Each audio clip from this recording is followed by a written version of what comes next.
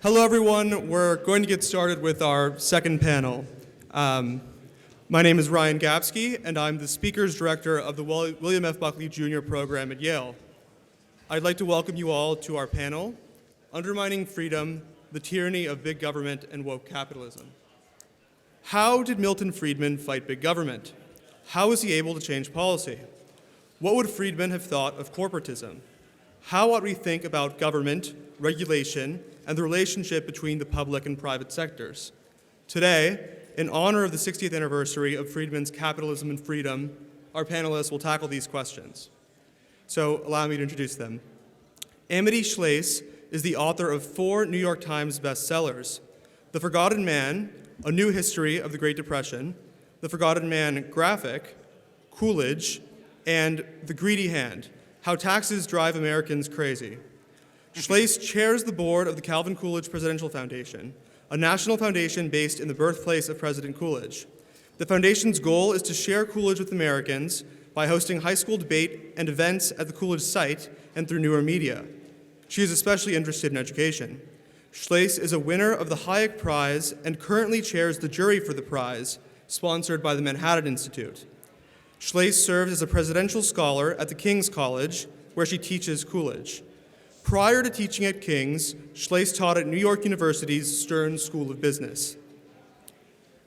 Many readers know Shlaes from the Wall Street Journal, where she served on the editorial board, writing on foreign policy, taxation, and other topics, or from the Financial Times and Bloomberg, each of which carried her syndicated column over the years. Currently, Shlaes appears in print in Forbes and in National Review. A magna cum laude graduate of Yale College, Shlaes is married to fellow journalist and editor Seth Lipsky. The Lipskys have 4 children.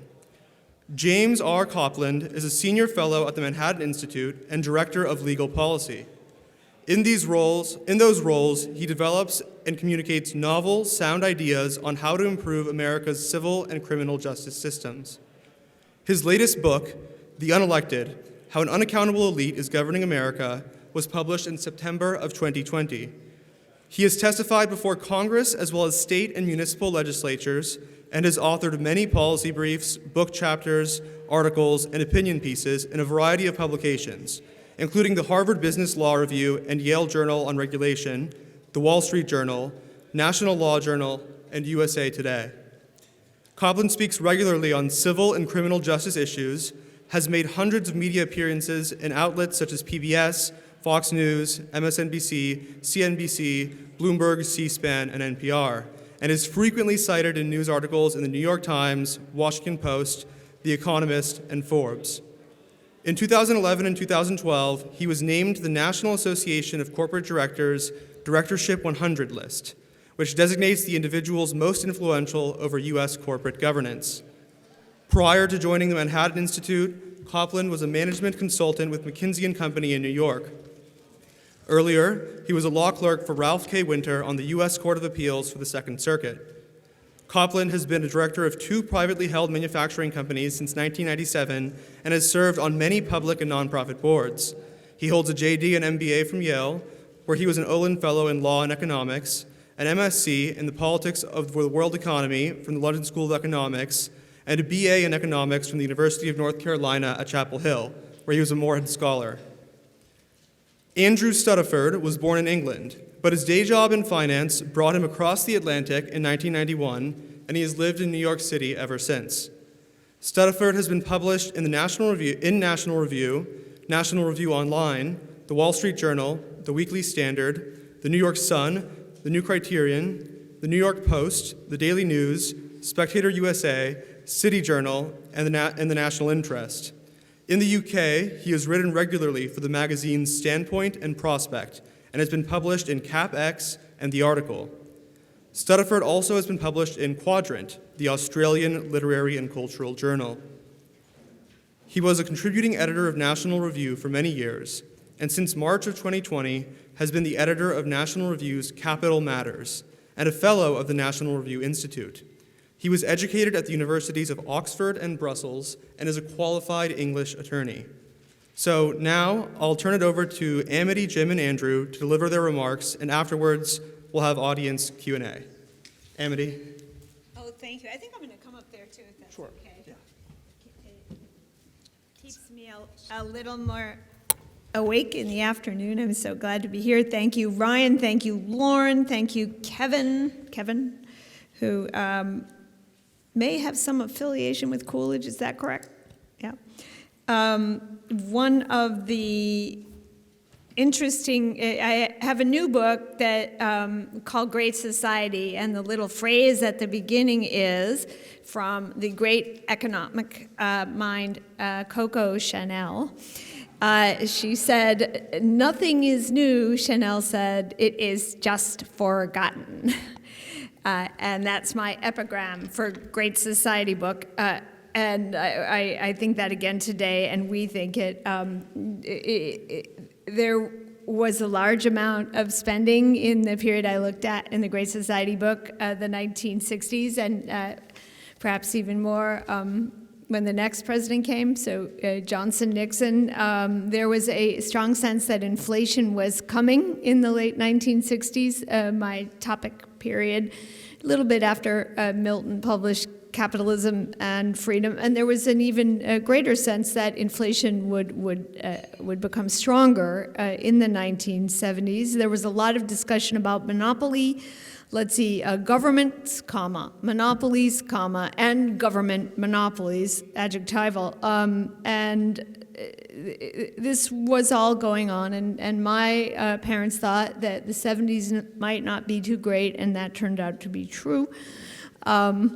There was also discussion about money, and so I'm going to tell a little story, not particularly about economic theory, I'll leave that to Professor Barrow, but about economic personages and succeeding in getting through a policy message which is of interest to all of us historians, policymakers, students. How do you proceed and get your message to, in effect, positive change you believe in, to put it slightly tritely? So this is a story about power and money. It's no Sam Bankman-Fried, but Friedman, and these two gentlemen. It wasn't a cryptocurrency versus a dollar or a platform for alternate product versus the dollar. It was a struggle about what money was for and how it might be used, and how you had good money versus suboptimal money. The first of the two fellows I'm going to describe, and I'm going to do this in 8 minutes, was not Milton Friedman. It was Arthur Frank Burns. Professor Burns at the time was one of the most eminent professors in the land, perhaps the most eminent economic professor, a guru of gurus. He led the National Bureau of Economic Research. He had plenty of friends and mentees, including Thomas Sowell, if you've heard of Thomas Sowell, whom he wrote a recommendation for to get into the University of Chicago, where Professor Sowell could become Professor Sowell and write his dissertation.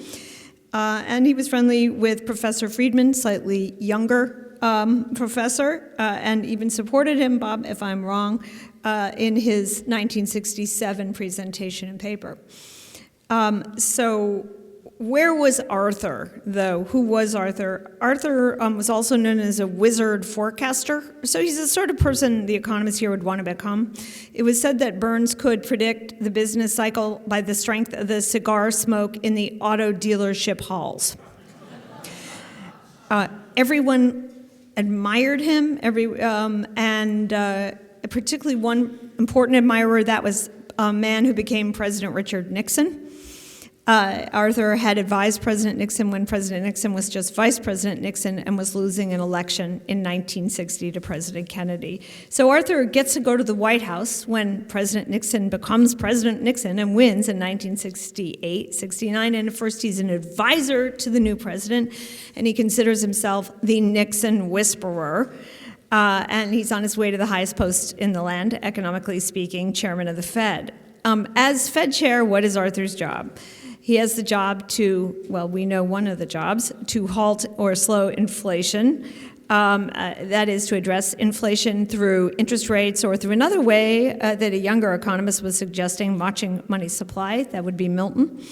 And if you put it all in kindergarten terms, the Fed had to take the lead here, and the government was spending a lot, as now. There was a question of whether money was out of control. Burns is hard to place. He didn't like placeability, but you know he was operating in the context of trade-offs, such as the Phillips curve. So, for example, he would wonder, it was either one evil, one poison, inflation, or another poison, unemployment, weak growth, and America had to pick that, and that was the attitude I would say this, he had refuted it himself, but that was the conversation he was operating in. Meantime, he had pressure on him from his colleague Milton to watch the M's, and everyone was concerned about what then they called the wage price spiral. But Burns, of course, had another job. It was to keep Arthur Burns in his job, on the monetary throne at the Fed, and to do that, he had to please his friend Richard Nixon. And Richard Nixon wanted looser money, whether it was M's or interest rates, because he wanted to win another election. And this was very hard on Arthur, who wrote a diary all about it, my secret diary about the Fed, Arthur Burns. And frankly, Nixon kind of tortured the Fed chairman because he wanted to squeeze Arthur into having lower interest rates, or M's, that is looser M's, let's say, than Arthur might have perhaps have wanted. And that was the situation in 1971, and Arthur was very unhappy. He said, "I'm Nixon's best friend," he wrote in his diary, "and he's not listening to me. He's just sending his yes men, Haldeman and Ehrlichman, to tell me what to do." Enter our powerhouse, Milton, who's a powerhouse on the outside. He is a university man. He's comfortably ensconced at a university, referenced. He's already written Capitalism and Freedom, and I believe he already had his summer house in Vermont. Because that's the dateline for some of his letters to the New York Times. And he kind of didn't like what Arthur was doing. Milton is already developing what we call monetarism. He likes the M's, not the interest rates. He doesn't like this idea, particularly of a trade-off, at least not quite the way Arthur is looking at it. And he really counsels Arthur to cut back on money growth, less than 3% a year, please. And if you don't listen to me, Fed chairman, colleague, in private, then I will write it in public. And Milton did challenge Burns. Friedman challenged Burns, first in private, then in public, in Newsweek, where he had a lovely column. And this was pretty bad for his friend Burns, to be attacked by a colleague from the outside, embarrassing. And the squeeze from the president and from the situation upon the Fed chairman was becoming only tighter. And those of you who study political economy know that the big blow, or the big event, came when the president and his Treasury Secretary, who didn't care about econ either way, got up a plan to goose the economy so that President Nixon would win the election in 1972, and then decided, sort of retro, to get the buy-in of all the important economists surrounding the president, which would include the Fed chairman, Arthur Burns. So they took all those economists, eminent people we know, including George Shultz, up to Camp David and treated them well, and gave them little jackets that said Camp David and said, sign off on this plan, which includes things of which you don't approve, such as wage and price controls, going off the gold standard. Arthur didn't like that. Milton maybe liked it better. But anyway, a lot of other things, certain tariffs, certainly bad surprises for former foreign allies. And it was all a kind of goosing program that would make the economy go just long enough to get Nixon reelected. And Arthur caved, even though he had a lot of very fancy degrees. He caved. Even though he knew better, he had written a book about prosperity without inflation, an interesting monograph in the 1950s. He caved because of the pressure. And he goes back, and who is there to criticize him? Nixon announces this plan on TV. It looks sort of nice to media who don't know any better, but Milton doesn't like it. He might accept some parts, but he really can't live with those wage and price controls. He goes to the White House, he speaks to President Nixon, and President Nixon, who could be affable, swore up and down these price controls would end soon, and added, don't blame George Shultz, for this monstrosity. And Friedman said, I don't blame George, I blame you, Mr. President. Richard. And he wrote a wonderful column, in addition, Milton did, which you may have read, about how inflation, how wage and price controls are like putting a brick on top of a boiling kettle. You keep the water in for a while, but if the heat is strong enough, as it was, then eventually the kettle explodes, warning to Arthur. That was a nice metaphor. It was accurate. Milton laid it out. If you do X, Y will happen. Well, we did X. Y did happen. The appearance of inflation was kept down sufficiently to re-elect President Nixon, and indeed, eventually to bring Professor Burns back to another year. But the 70s were when the kettle exploded. They were not a good decade. It's even hard to convey how bad a decade were. It's also a decade in which this Phillips curve was refuted because we had both kinds of poison. We had weak growth or unemployment and inflation. That's the definition of stagflation. And eventually, because Milton had said what would happen, and then it did happen, all this so publicly, the public kind of took it in. They saw the sad evidence of the 70s and 80s. Why were they so bad? Why are higher interest rates so bad? If the interest rate is 15% and you're buying a house, or your parents are, that means there's 1.5 fewer bedrooms in that house than there otherwise would be, or 2 fewer bedrooms, which means you live in the man cave. That is to say, it was very much felt by us, the reduction in the standard of living due to the high interest rates, which were necessary to bring down the inflation. People saw what had happened, and they saw that the prophet, this time P-H-E-T, Diana said before, had been right. Milton had been right, and the world adjusted. And one adjustment, sort of concrete example of a human adjustment that changed our life, was the arrival of Paul Volcker at the Fed, who did raise interest rates or tighten money a lot, and did eventually squeeze down wring out the inflation from our economy. I am interested in why Milton succeeded. What were the components of that success? One, you sort of got a feel of today from Diana, from all of us, the clarity with which he wrote. He didn't mince words. He did not compromise. He didn't use euphemisms. I can't remember the title of the article Diana was looking at, but it was something like the responsibility of business, the social responsibility of businesses to make profits. That's kind of in your right? It's kind of strong.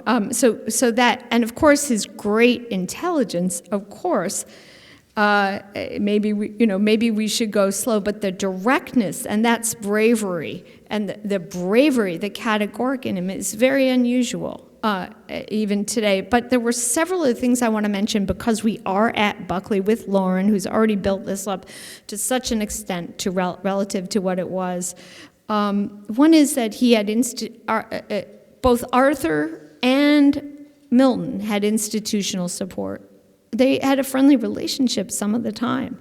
They helped one another some of the time. Milton had the help of the University of Chicago and his wonderful students and his colleagues, and his wife Rose.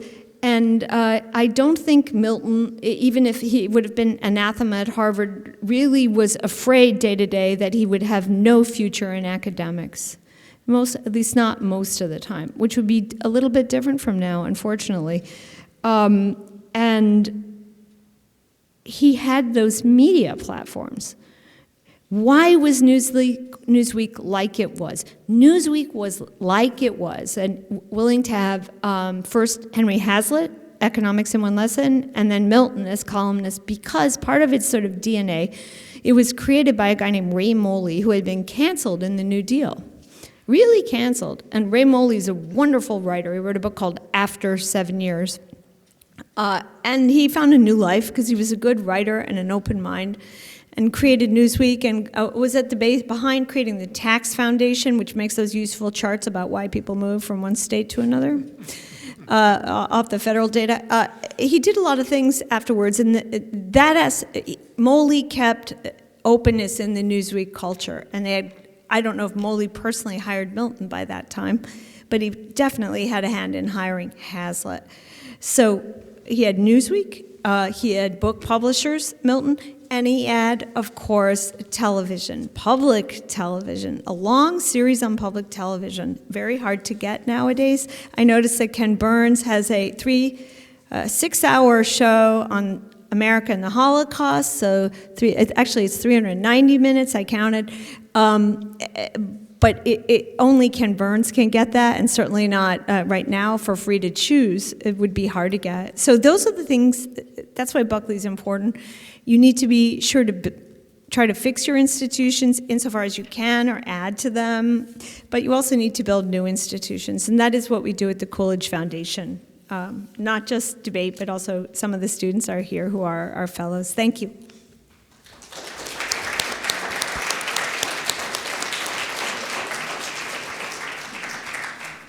Thanks, Amity, and thanks for having me here to the Buckley program. I'm a big fan of the Buckley program. I'm always happy to be back in New Haven, where I spent 5 wonderful years as a student down the road here at the School of Management and the law school, and as a clerk for the late, great Ralph Winter.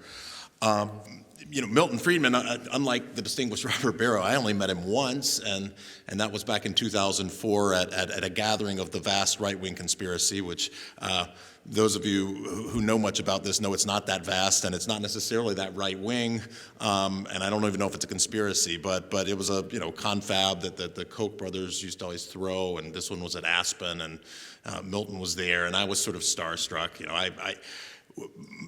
I sort of am where I am in large part because of Milton Friedman. I mean, in the summer before I started high school, I found the book, Capitalism and Freedom, on my mother's shelf. She'd had it from college, and it had highlights on it, etc. And so I picked up this book and read it, and then started my freshman government class in high school, and I had this interesting sort of polymath, sort of self-taught guy who'd read Friedman among others, and first assignment, first day, first lesson is there's no such thing as a free lunch. And so I sort of imbibed this at a pretty early age, and it had an incredible influence on my thinking. So it's neat to be here celebrating this book.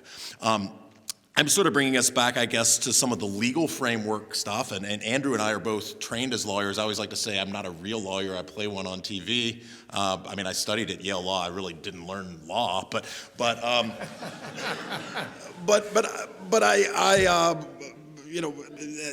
think it's an interesting point here. For all the policy detail that Friedman went through, that Professor Barrow outlined earlier, he wasn't a systematic thinker or analyst of the law writ large in the way that, say, Friedrich von Hayek wrote 2 years before Capitalism and Freedom in his sort of magnum opus, Constitutional Liberty, really a systemic thinker. And contemporaneously, the same year as Capitalism and Freedom came out, James Buchanan and Gordon Tullock came out with Calculus of Consent. Deep thinking about how the law sort of fits together as a legal structure. And Friedman was a trained economist and his contributions as Professor Barrow made in terms of permanent income hypothesis and monetary theory and history were just unparalleled. But also a great popularizer. And so, it's interesting, Diana and Amity both talked about, Friedman's famous statement that the social responsibility of business is to make profits.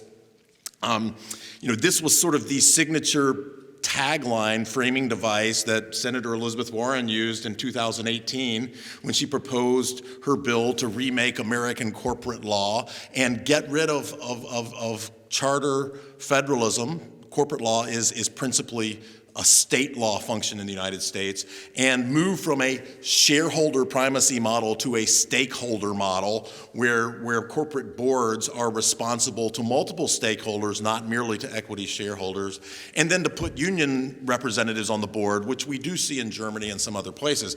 This was her framing device, but sort of as Amity was saying, nothing's new, it's just forgotten. Friedman in this regard was responding to the corporate social responsibility movement bubbling out of the 60s with people like Ralph Nader and Mark Green and others sort of framing this as a new corporate social responsibility. But it wasn't new, and there was a long history before this as well, and Friedman was the great popularizer here as in many other areas. So, I mean, the seminal case, those of you who study corporate law in the United States will study is Dodge v. Ford, Michigan Supreme Court, 1919. And you had the brothers Dodge suing Henry Ford over his decision. Henry Ford basically says, well, my shareholders have already done really well. This is, after the Model T came out in 1915, I've paid them back multi-times what they put in. No more special dividends for shareholders. I'm going to invest it all back in my people and the broader community and grow my business. Now part of this was the Dodges owned 10% of the company, and he didn't want to pay them more money because they were starting a competitor company, right? But because Ford announced it this way, the Michigan Supreme Court came out with the shareholder primacy rule, and this can be overplayed. Corporate law professors would get into, it's really, yes, we have the business judgment rule. Yes, we don't want judges second-guessing corporate boards and business decisions willy-nilly. But the shareholder primacy rule was established. No, you can't just say we're going to manage this for the general society. You're paying money back your shareholders. Now, like many things in the law, in the old sort of common law as it's developed by judges, I mean, they sort of hit on the right answer here by accident, and we sort of know that now. But this became a debate, and so long before, 4 decades before Friedman was writing about this popularly, you had a debate in the Harvard Law Review between Merrick Dodd at Harvard and Adolph Burl at Columbia Law School, about the purposes of the corporation, and Dodd was saying we need to be responsible to the general society, and Burl was worrying, but there's a problem here. It's what we today would call agency costs. The fact that the people who are running these large business structures are playing with other people's money, right? I mean, so they've got their investors that have given them money, and what's to stop them from doing a lot of things that make their life easier and give themselves fancy jets and perks and extra pay to the expense of the interest of the investors? Now, the question is, why should it just be these equity investors? And from a logical sort of statement, one answer is that it aligns incentives around a single variable. And so there's a professor here I studied under at Yale Law, Henry Hansman, who wrote a little book, probably doesn't get nearly enough attention as it should, called The Ownership of Enterprise. And he goes through various corporate forms, because in fact we do have employee-owned firms that are controlled by the employees. Law partnerships traditionally are that way, although there's an exception now in the UK, so the big law firms are all incorporated there, right? But traditionally that way, accounting firms and things like that are employee-owned. We have customer cooperatives. I mean, when I was here, they had the Yale Co-op, right? I mean, that's where you bought your books. But you had customer cooperatives in the agriculture space. We saw a lot of that. You have mutual insurance companies, mutual banks, which are kind of going away. Traditional, but the mutual insurance companies are still quite large. State Farm is owned by the policyholders. So you have supplier-owned, customer-owned, employee-owned, all these sorts of structures. But what we see generally is that these large enterprises are constructed this way with equity shareholders. And what's distinct about the equity shareholder is that the equity shareholder doesn't have a right to anything that he or she can contract for ex ante beyond the residual right to the profits, and you're sort of trusting the management to give them to you, which is why you have fiduciary duties as a legal corporate backstop. And that's the fundamental reason why we see this form. I mean, the other is precisely because you don't have any duties. If you borrow money, you've got to make regular payments. Well, if you're starting a new business, you may not make regular payments for a while. You may lose money for a while. And so equity actually works quite well in that regard as well. But because of this, employees can bargain over contractual provisions. So can lenders, so can customers, so can suppliers. Not so the equity shareholders. And this is why the shareholder primacy has emerged. Now, we're talking about sort of corporate woke capitalism and big government. Woke capitalism is kind of a new term. I mean, we had a program last fall at the Manhattan Institute, Ross Douthat said, well, maybe I coined this term, maybe I didn't, maybe I just popularized it. But 5 or 6 years ago, we hadn't heard of anything like woke capitalism. And woke in and of itself is a relatively modern term to hit broad parlance, right? And of course, my friend Vivek Ramaswamy came out with his book like a year or so ago, Woke Inc., and popularized this yet more. How does this relate to big government? Because we do see now, we see these bills, talking about things like antitrust, we see these bills now with sort of the far right populist wing, Trumpy wing of the Republicans, and the far left wing, the sort of socialist caucus of the Democrats, with these sort of antitrust-ish bills being introduced in Congress right now, largely targeting these big tech companies. And so people are worried about that. They're worried about censorship. They're worried about getting deplatformed and all these sorts of things, which are a little bit far afield from broad antitrust, even if the chair of the Federal Trade Commission, Lena Khan, who graduated from this law school 5 years ago, by the way, is sort of using that as a stalking horse for all of antitrust law. Interesting questions, but I think the point here is that the government is always sort of the backstop here. To some degree, that's inevitable, right? As my friend Richard Epstein will say, simple rules for a complex world. We need to protect property rights. It doesn't mean that you have to protect property rights, but if you don't have a government protecting property rights, it's going to be property rights protected by Corleone or Soprano or somebody that's going to use force to prevent others from using force to fill that vacuum. And to make contracts, you sort of need to have them enforceable. I don't think it's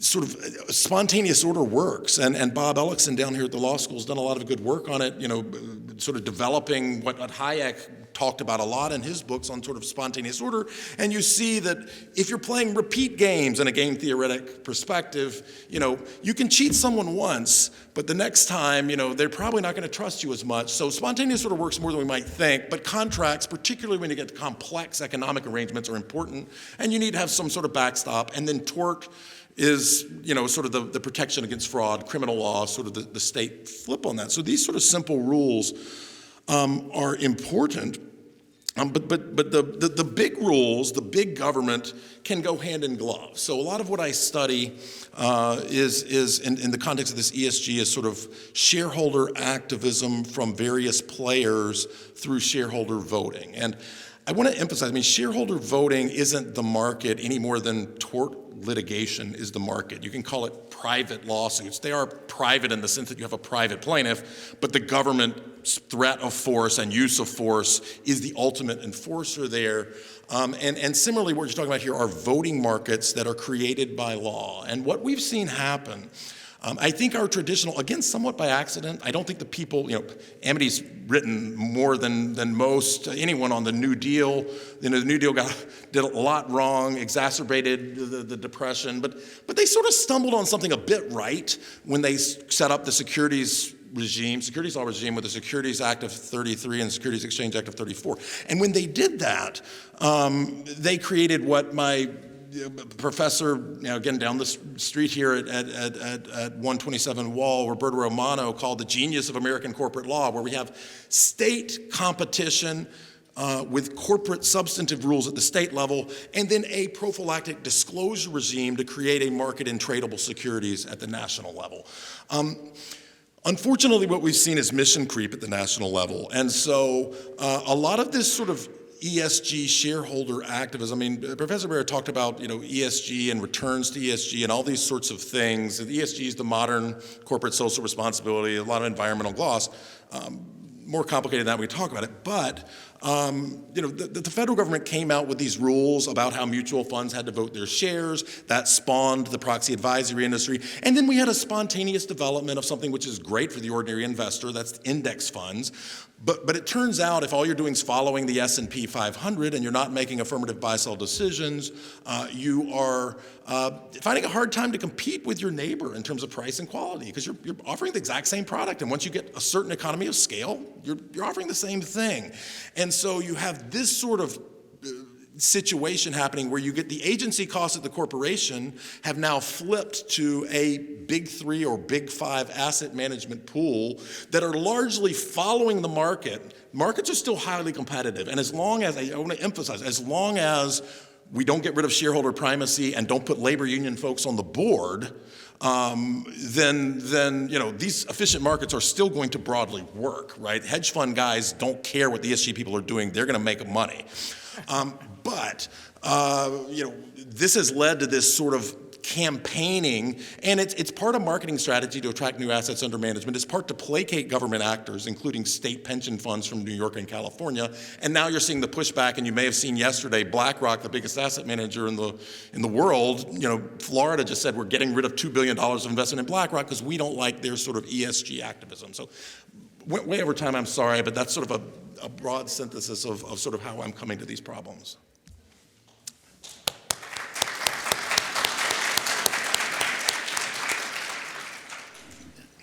Well, it's a great honor to be here. I'd like to thank the Buckley program for inviting me. Everyone seems to have met Milton Friedman, so I might as well say that I met Milton Friedman the one time, and it was in a bar, and naturally it was on a National Review cruise, and naturally he was at the young person's drinks. He can not have been more than 90 at the time, so indomitable figure. So I thought it would be appropriate to begin with an adage often repeated by and often attributed to William Buckley, although he didn't claim it. The words are those of a man called Willy Shlaes, who was a sometime colleague of Buckley's at National Review, and naturally he was a former communist who in his earlier redder days had been at least once praised in print, if rather condescendingly, by Trotsky. And what Shlaes said was this: the trouble with socialism is socialism. The trouble with capitalism is capitalists. And that's a statement, I think, that Friedman would have definitely had some sympathy with. Fast forward 60 years. The trouble with socialism is still socialism. And while it continues to be the case that capitalists can still be something of an embarrassment, as we have seen recently, Friedman would, I think, have been surprised to hear me say that sometimes, at least, the trouble with capitalism is shareholders. In Capitalism and Freedom, the book we're celebrating today, I'll just repeat this great quote: corporations have no higher purpose than maximizing profits for their shareholders. Absolutely a good thing. Friedman most famously summarized this idea of shareholder primacy, a notion, incidentally, that Joe Biden has described as a farce, in the article for the New York Times, which Diana discussed earlier on. The piece, I should say, for those, I'm sure there's no one here that this applies to, who have not read it, is more subtle than it is often caricatured. Dr. Friedman was not Mr. Burns, and when I say Mr. Burns, I'm referring to The Simpsons, not Arthur. Above all, Friedman makes a close connection between the property rights of the shareholder and, in the end, democracy. And then, again, Diana talked about this, he makes a sharp distinction between the role that some executives like to play and the role that they should play. To Friedman, the executive's role was straightforward. It was to be the agent of his employers. Who were his employers? Ultimately, they were the company's shareholders. And his job was to enrich them. That was it. To spend the money on purposes unrelated to that objective was, in Friedman's view, as we've heard, a tax of sorts. But taxes, and here's where we get to how democracy comes up again and again in this topic.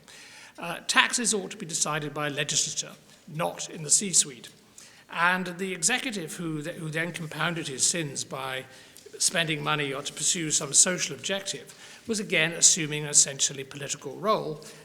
This is the sort of thing that should be decided by a legislature, not by an executive. But here we are in 2022, and these principles have, to a disturbing degree, been jettisoned. We live in an age where the US Chamber of Commerce and the US Business Roundtable have endorsed so-called stakeholder capitalism, and not only them, I might say. Under this, corporations are supposed to serve the interests of often rather vaguely and rather conveniently vaguely defined stakeholders, of which as we've just heard, of which the shareholder is just one amongst many, hoping for a few crumbs after others have eaten much of the pie. I think, if I recall, the business round tables as to stakeholders, the shareholder, by accident or not, came almost at the end. And we live in an age where corporations either volunteer or are conscripted into advancing and sometimes enforcing what looks like a political agenda, from climate policy to equity, well, you name it. And it bypasses the democratic process, and it undoubtedly favors the left. Friedman would have seen this, to use his phrase from the New York Times article, as pure and unadulterated socialism. Someone said he didn't mess around with words. But actually, I think he was wrong. Seen in the 2022 context, I think he was wrong. Harnessing capitalism, it is harnessed capitalism in this way, is better seen as a form of corporatism. Corporatism, I could talk about for a very long time, and don't worry, I won't. But it is a fluid and often misunderstood term, not least because of the word corporatism. It sounds like corporate, business. Actually, it's not about that at all. It's the old notion of corporations in society, which is an old medieval, it's a pre-modern idea, actually, and still is. And really what it believes in is that society is not a society of individuals. It's a society, a collective society. There are the manufacturers, there's the tailors, the tinkers, and so on and so forth. And society operates as almost a sort of orchestra, with the state, or in the less benign forms, the leader, acting as a sort of conductor of the orchestra. And it was a vision that did not have much, it can be quite benign. West Germany, we were talking about, they needed it probably in the post-war years, the unions on the board and so on. That was corporatism. But there were many less benign variants in Europe and Argentina, actually, in the 10 years before that. And if you look, for example, at the company law in one of those countries, which I shan't name, you will see that they changed it in 1937 to downgrade the role of the shareholders and upgrade the role of the board. Shareholders were a bloody nuisance. In the articles, Friedman basically saw the shareholder as the last line, the executive, the overmighty executive, discharging his alleged social responsibilities, would face a reckoning at the hands of the shareholders. Will not the stockholders fire him? He asked, hopefully. His implication was that they should, and they would. And if they didn't, he said gleefully, the deed would be done by the shareholders who took over the company after it had been reduced to a shambles by this idiot executive. But in the age of ESG, that is not what is happening. We're now in a time when it is the shareholders who are forcing large numbers of companies to subordinate the pursuit of profit to the pursuit of the pursuit of other objectives. This seemingly self-destructive state of affairs would have puzzled Friedman until he took a look at what these supposedly virtuous shareholders were, or who they were, rather. And we've already discussed with Diana the whole idea about ESG doing well by doing good. It's absolute nonsense. No need to repeat what she said there. I will say that I went to a conference in Washington recently, where it was described by a Mr. Damodaran as garbage. He's a man who speaks his mind. He's also the professor of business at NYU. His speciality is valuation, and his blog is well worth a follow. And again, what Diana said about ESG, it doesn't work. So what then are these shareholders doing? A clue is to be found in a post that Damodaran put up on his blog, in which he described ESG as at its core a feel-good scam that is enriching consultants, measurement services, and fund managers, while doing nothing for the business and investors it claims to help, and even less for society. Note the inclusion of fund managers. And I say this nervously, knowing some who are in the audience. We live in an age where most investment is indirect. 53%, according to the Fed in 2019, of American families held stock, but only 15% of them held it directly. The fund in which they invest is the shareholder, not them. And far too many of them have fallen into the embrace of ESG. And it is, of course, only an extraordinary coincidence that ESG funds carry higher fees. Typically, these funds have signed up for stakeholder capitalism, for psychological reasons, for money reasons, and for the access it gives them to prestige and power. And in short, they're acting as agents for the corporatist establishment, not as shareholders in the way that Friedman, or that matter, these funds' unfortunate clients would have expected. James Burnham, another National Review alumnus, naturally a former Trotskyist, foresaw the rise of a distinct managerial class. Here they are. And now they're working in the investment management business too, in the interests of a technocratic agenda. That agenda, as I said, is progressive, and it is being advanced by shareholders who are not in any real sense shareholders. The real shareholders, if I could put it that way, are the people whose money is invested in those funds, the people often now expected to accept reduced returns in the name of an ideology they do not share. And given the market share of investment managers who have embraced ESG, there's not much they can do about it. I'm afraid I'm not an optimist about this, because there's the big three. Where'd you put your money? So I'm not as optimistic as Diana about that. So to appropriate a term appropriated by Lenin, who I should say did not write for National Review, what is to be done? Frankly, it's not going to be easy. There are vast entrenched interests against you. I'll list just a few. Much of Wall Street, the administrative state, the government, and this ecosystem that has flourished off ESG and is making enormous amount of money selling absolute nonsense. So to quote, or misquote actually, Gimli from Lord of the Rings, certainty, who did not write for National Review, certainty of diluted returns, small chance of success. What are we waiting for? Not, I hope, 2024. And to be fair, as mentioned, the governors of some of the red states are pushing back. We heard about the $2 billion, and I think that, and there are other things floating around as well. But, $2 billion sounds not a lot, and unless you're BlackRock, when you manage trillions and trillions, and they more or less said that, actually. From January, hearings in Washington is something to look forward to. But if there is one thing that I would recommend, other than to highlight the nonsense and the rubbish of ESG, it is this. ESG's defenders are objecting to they object to ESG's objectors, saying that what they are doing is introducing politics into investment. So shut up. What those opposed to ESG must do is stress that ESG itself is political, profoundly political, and as such, that it is a threat not only to real shareholders, but to our democracy, to our securities markets, and our prosperity. And it is time for democratically elected people to take that back.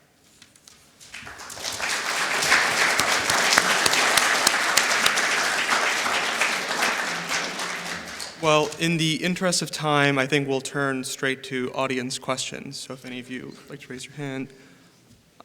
Yes, in the back there.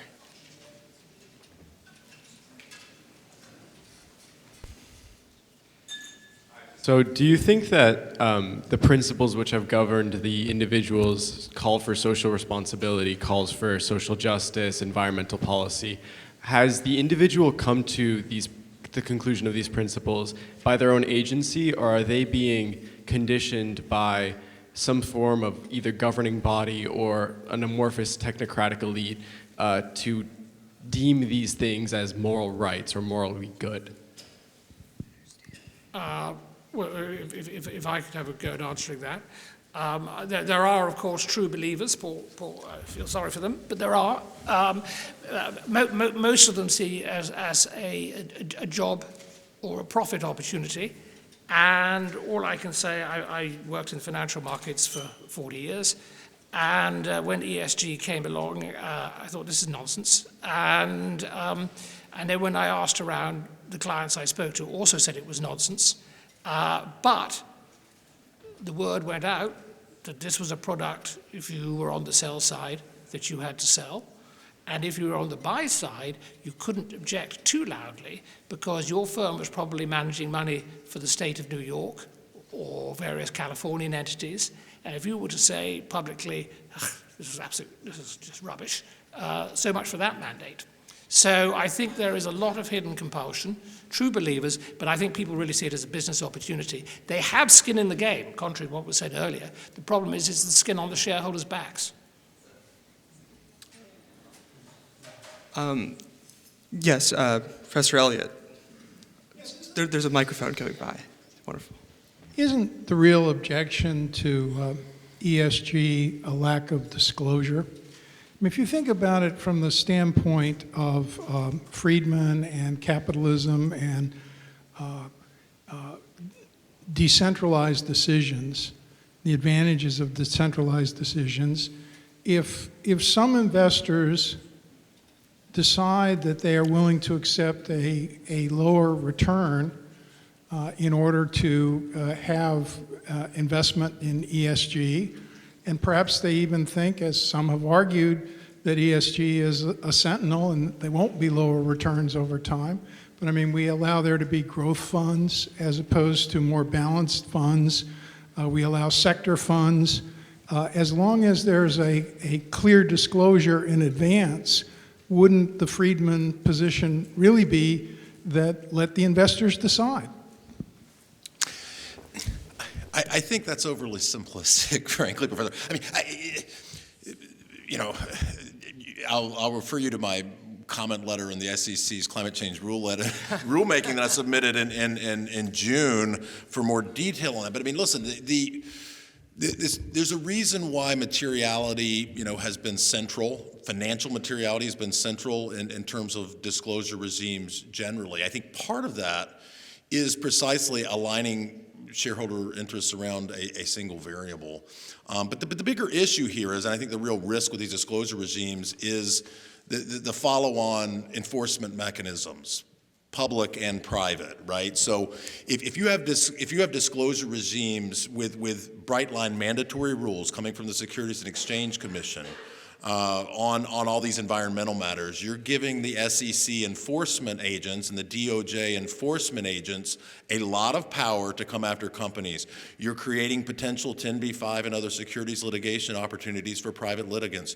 You're creating situations where under the Martin Act in New York, the Attorney General of New York can come after these companies with the firm, aggressive hand of the state over disclosures that are not material to your actual investment as a shareholder, qua shareholder. So that's more of a legal answer, right? In the sense that, if Congress wanted to, they could pass a new Securities Exchange Act to gut materiality. I think it'd be dumb, but I think it'd be constitutional. If they wanted to, they could supersede corporate law. If they wanted to, they could enact. I think Liz Warren's bill is a dumb idea, but I think it's within the power of Congress, at least as that power has been delineated, since the 30s, right? So, but yeah, I think it's pernicious because I think once you have a rule that you have to disclose this, you create, and these aren't material, you create open-ended opportunities for mischief, which is what we're already seeing, but it would give it a boost. I think we have time for one more question. Yes, in the back. Yeah. This will be a follow-up. That will be a kind of another legal question. But it strikes me, both with this panel and the previous panel, that within corporate law, and you mentioned this, James, you talked about the business judgment rule and sort of the over now a century of American corporate law that's been the fundamental basis for the shareholder capitalism regime. To what degree is that being eroded by woke capitalism? And as an example, over the past couple of years, I've seen all sorts of lawsuits, although not, as far as I can tell, very successful, on the basis of securities fraud, saying that it was securities fraud that the corporation didn't take the following social justice action or environmental action. You see hostile takeovers or attempted hostile takeovers of boards, including major oil corporations. We're trying to get on them in order to make these same kinds of changes. So, as I said, I'm not sure that that's been terribly successful so far, but I think about the way some people who are worried about the First Amendment think about it, right, is for now you've got a generation of people who are judges who are still committed to the long-held traditional regime.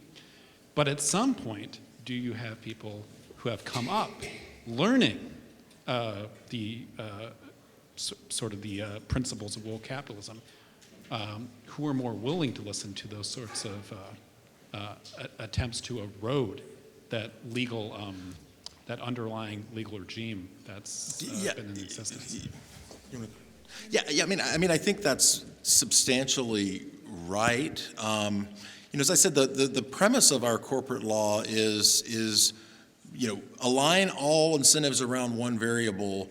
And it's not the lowest agency cost answer, but it aligns around one variable. Now we're basically trying to say shareholder democracy, and by that we mean we're going to just all decide, well, there's a reason why public choice theory exists. There's a reason, democracy's messy. So to try to make corporate decisions this way makes no sense. The underlying legal regime makes sense. The other thing is, now with the concentration, we were sort of worried about dispersed shareholders, management taking advantage of them.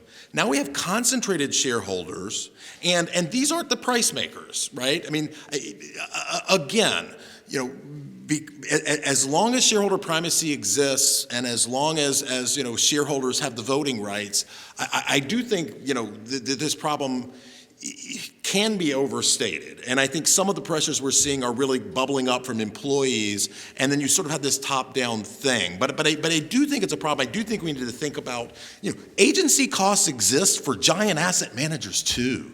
And there's only a small number of them, and they're wielding extraordinary control over all of corporate America. And it is this sort of shadow government by these folks that are fairly easily capturable. I mean, right, the guy who ran sustainability for BlackRock, Brian Dees, was the guy who negotiated the Paris Climate Accords for Obama, and now he's the chief economic advisor for Biden. This is a back and forth here, right?